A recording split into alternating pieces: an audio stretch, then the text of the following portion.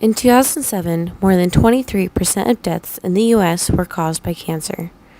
Shelley Russell was first diagnosed with breast cancer in 2006. She beat it the first time, but it later spread to her spine and brain, killing her in late December of 2011. She left behind 4 daughters.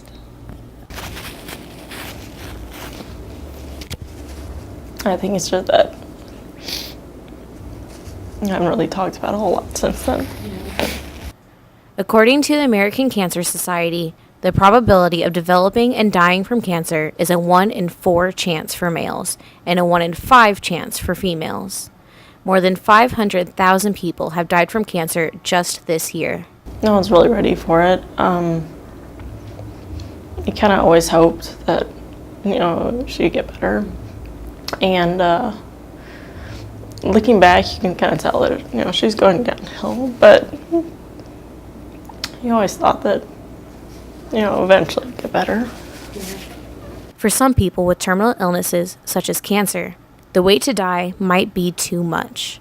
Although suicide is often criticized, a physician's-assisted suicide can be seen as a dignified death. It was really hard to see her going through what she was going through, and I think that by doing the physician-assisted suicide, she would have gotten her affairs in order, and it would have been a moment of closure rather than just a sudden, okay, well, now she's gone.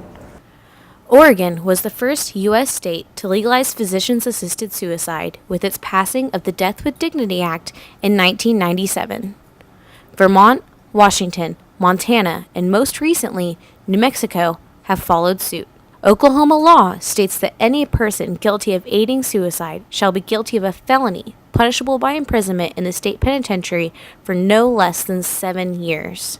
I think in Oklahoma, because we're part of the Bible Belt, and it's dominated by Christianity, and there's a belief there that only God can decide when it's time for you to die. So something like physician-assisted suicide is not as openly discussed or as welcomed. Although assisted suicides aren't commonly talked about in Oklahoma, its counterpart, death penalties, are. The death penalty is legal in Oklahoma along with 31 other states. According to the Death Penalty Information Center website, Oklahoma has been using a drug called pentobarbital in lethal injections since 2010. Oklahoma ran out of the drug in March when the Danish manufacturer quit exporting it for the use in death penalties.